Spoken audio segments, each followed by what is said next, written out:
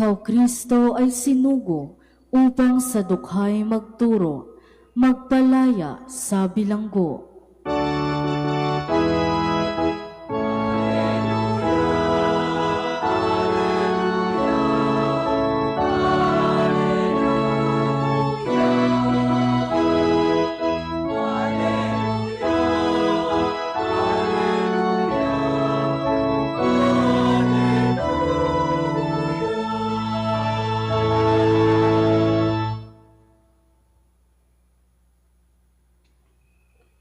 Sumainyo ang Panginoon. At sumaiyo rin. Ang mabuting balita ng Panginoon ayon kay San Lucas. Papuri sa iyo, Panginoon.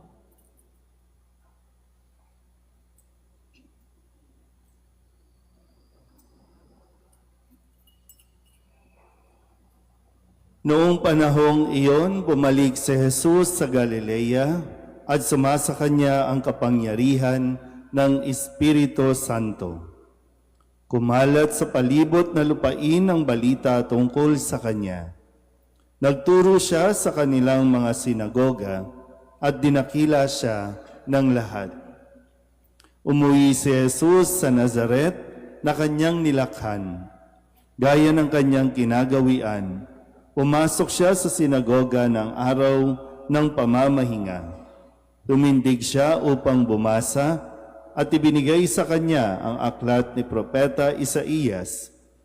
Kinabukasan o binuksan niya ang aklat sa dakong kinasusulatan ng ganito: Sumasa akin ang Espiritu ng Panginoon, sapagkat tinirang niya ako upang ipangaral sa mga dukha ang mabuting balita. Sinugo niya ako upang ipahayag sa mga bihag na sila'y lalaya, at sa mga bulag na sila'y makakakita, upang bigyang kaluwagan ang mga sinisiil at ipahayag ang pagliligtas na gagawin ng Panginoon. Binalunbon niya ang kasulatan at matapos isauli sa tagapaglingkod, siya'y naupo. Nakatitig sa kanya ang lahat ng nasa sinagoga, at sinabi niya sa kanila, natupad ngayon ang bahaging ito ng kasulatan, samantalang nakikinig kayo. Pinuri siya ng lahat at namangha sila sa kanyang napakahusay na pananalita. Ang mabuting balita ng Panginoon. Pinupuri ka namin, Panginoong Hesukristo. Isang magandang gabi po sa inyong lahat. Ngayon po ay Huwebes, kasunod ng pagpapakita ng Panginoon, at tayo po ay nasa ikatlong araw ng ating pong pagtritiduo para sa kapistahan ng Poong Jesus Nazareno. Muli ko po kayong inaanyayahan, pagmasdan po ang imahin ng Nazareno, pagmasdan na mabuti, dahil ang mga imahin, maging ang mga imahin ng mga santo, kapag tinitigan mo at pinaglaanan mo ng panahon na makita, o kumbaga titigan man lang ito, mayroon kang makukuhang mensahe na dapat mong pagnilayan ng mabuti o dapat mong matutunan para sa pang-araw-araw na iyong pamumuhay. Kaya ngayon, kung titinan po natin, sabi ko nga, mula sa Pasko ng Pagsilang, mula sa pagiging sanggol, naging bata, at ngayon ay sa ganitong estado ng buhay. No? Kung tutusin, sabi nga po sa mga pag-aaral, 33 years old na si Kristo na mga panahong ito. At inako niya ang responsibilidad ng sanlibutan. May kanya-kanya tayong krus. Kailangan niyong maintindihan yan. Iba ang krus na pinasan ni Kristo sa krus na ating pong pinapasan. Hindi niyo pwedeng pasanin ang krus ni Kristo dahil hindi natin kakayanin. Tanging si Kristo lang ang makakakaya niyan. Ang inihiling sa atin, kung ano ang krus mo, yun ang iyong pasanin. Kaya nga, kung ating pong napakinggan, no, ang ating mga pagbasa sa araw na ito, na kung saan sabi din sa unang pagbasa sa unang sulat ni San Juan, ito ay patungkol sa pag-ibig. Ang Diyos ang unang nagmahal sa atin. At ang imahin o larawan ng Nazareno, yan ay tanda ng patuloy na pagmamahal ng Diyos sa tao. Hindi niya bibitawan. Pag sinabi niyang mahal niya, hanggang kamatayan, mahal niya.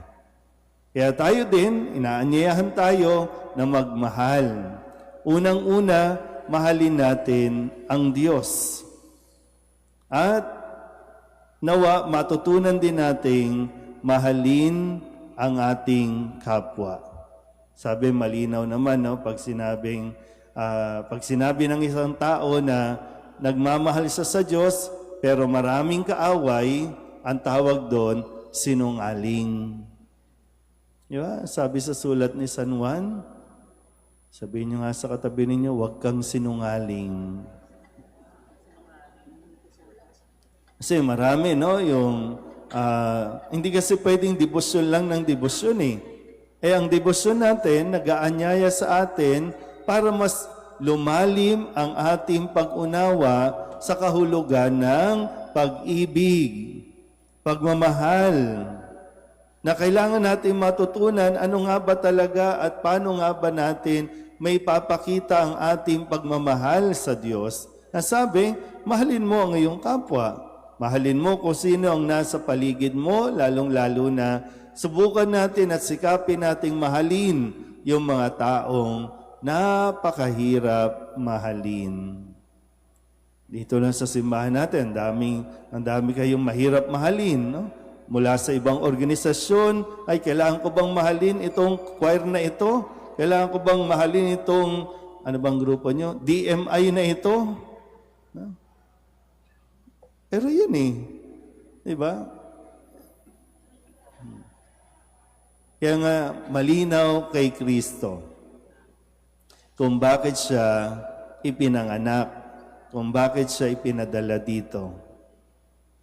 Unang-una, para magmahal. Hindi yung mahalin, kundi ang magmahal. Ikaw na muna. Kasi lahat naman tayo, minahal ng Diyos.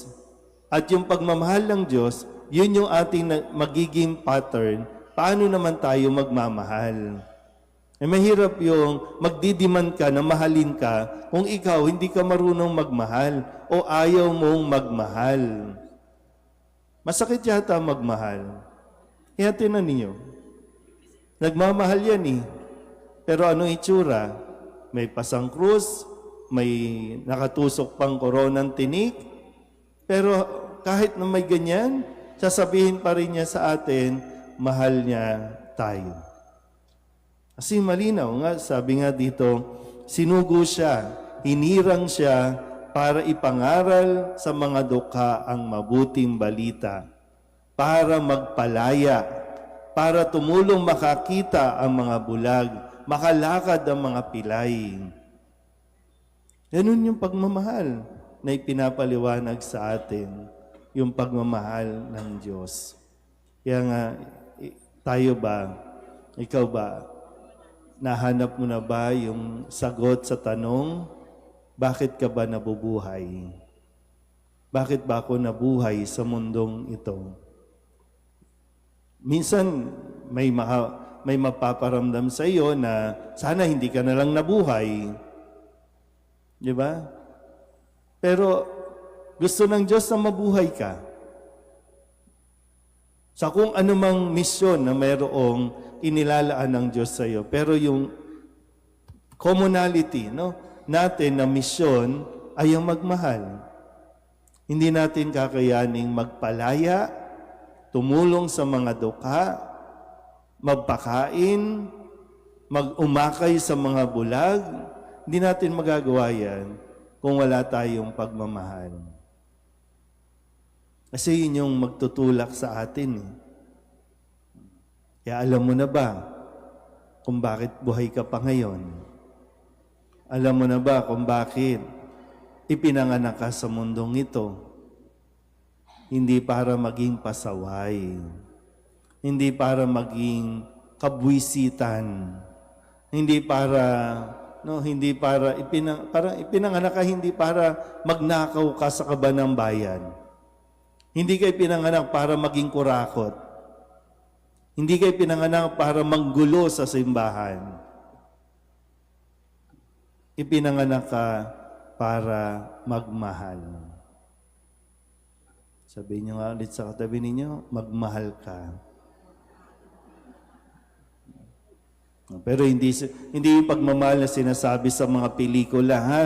Hindi yung mga pagmamahal na sinasabi sa social media.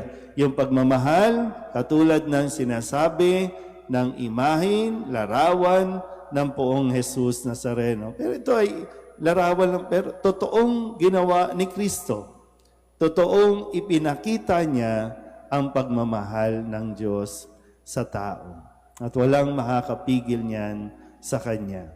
Kahit pa sabihin natin, sinaktan siya ng mga taong minamahal niya, tinalikuran siya ng mga taong tinulungan niya, hindi magbabago ang pagmamahal ni Jesus sa atin. At nawa, wag nating kalimutan yan. No, na kung sakali, sasabihin, walang nagmamahal sa iyo, hindi totoo yan. Tumingin ka lang sa poong Nazareno, malalaman mong may nagmamahal sa iyo. Amen.